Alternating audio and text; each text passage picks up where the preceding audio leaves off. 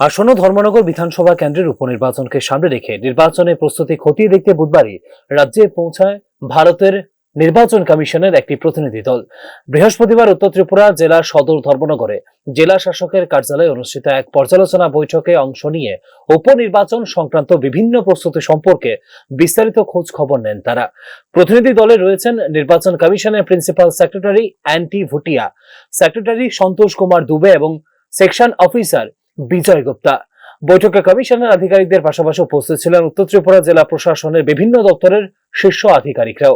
আসন্ন উপনির্বাচনকে সুষ্ঠু, স্বচ্ছ ও শান্তিপূর্ণভাবে সম্পূর্ণ করার লক্ষ্যে প্রশাসনিক প্রস্তুতি, নিরাপত্তা ব্যবস্থা, ভোট গ্রহণ প্রক্রিয়ার ব্যবস্থাপনা এবং ভোটারদের জন্য প্রয়োজনীয় পরিকাঠামো নিয়ে বিস্তারিত আলোচনা হয় বৈঠকে। ভোট কেন্দ্রগুলিতে ভোটারদের জন্য কি ধরনের সুযোগ সুবিধা রাখা হচ্ছে তা খতিয়ে দেখে প্রতিনিধি দলটি। বিশেষ করে প্রবীণ ও দিব্যাঙ্গ ভোটারদের যাতে নির্বিঘ্নে ভোটাধিকার প্রয়োগ করতে পারেন সে বিষয়ে প্রতিটি ভোট কেন্দ্রে কি ব্যবস্থা নেওয়া হয়েছে সে সম্পর্কেও প্রশাসনের কাছ থেকে তথ্য নেন তারা। नमस्कार। आज इलेक्शन कमीशन ऑफ इंडिया का प्रिंसिपल सेक्रेटरी लेवल एक टीम आ रहे हैं धर्मनगर में। हमारा 56 असेंबली कॉन्स्टिट्यूंसी का बाई इलेक्शन का प्रिपेयरनेस देखने के लिए।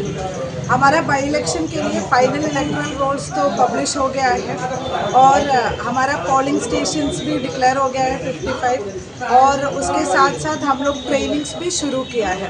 तो अभी हमारा जो एंटायर टीम है, DEO, SP, RO, deputy DEO और सब सेक्टर ऑफिसर्स, उन लोगों से मिलेगा टीम।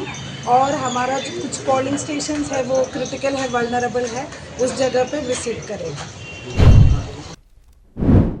যদিও এখনো পর্যন্ত উপনির্বাচনের নির্দিষ্ট তারিখ ঘোষণা করেনি ভারতের নির্বাচন কমিশন, তবে নির্বাচন কমিশনের এই প্রতিনিধি দলের রাজ্য সফরের শেষে আনুষ্ঠানিকভাবে উপনির্বাচনের নির্ঘণ্ট ঘোষণা করা হবে বলে মনে করছে রাজ্য প্রশাসনের আধিকারিকরা। উল্লেখ করা যেতে পারে, গত বছরের 26শে ডিসেম্বর ত্রিপুরা বিধানসভার অধ্যক্ষ বিশ্ববন্ধু সেনের মৃত্যুর পর থেকে শূন্য হয়ে রয়েছে ধর্মনগর বিধানসভা আসনটি। নির্বাচন কমিশনের সর্বশেষ তথ্য অনুসারে ধর্মনগর বিধানসভা কেন্দ্রে মোট ভোটারের সংখ্যা 46,143 জন। এর মধ্যে পুরুষ ভোটার 22,380 জন এবং মহিলা ভোটার 23,763 জন। এই কেন্দ্রে মোট 55টি ভোট কেন্দ্র রয়েছে। এর মধ্যে 32টি শহরাঞ্চল এবং 23টি রয়েছে গ্রামীণ এলাকায়। উপনির্বাচনকে সামনে রেখে ইতিমধ্যে বিভিন্ন পর্যায়ে প্রস্তুতি শুরু হয়েছে। ভোট কেন্দ্রগুলির পরিকাঠামো উন্নয়ন, নিরাপত্তা ব্যবস্থা জোরদার করা, নির্বাচনী সামগ্রী প্রস্তুত রাখা এবং ভোটারদের সুবিধা নিশ্চিত করার মতো বিভিন্ন বিষয়ে দেওয়া হচ্ছে বিশেষ গুরুত্ব। নির্বাচন কমিশনের প্রতিনিধি দলের এই পর্যালোচনা বৈঠকে উপনির্বাচনের প্রস্তুতি প্রক্রিয়ার একটি গুরুত্বপূর্ণ ধাপ হিসেবে দেখছে সংশ্লিষ্ট মহল।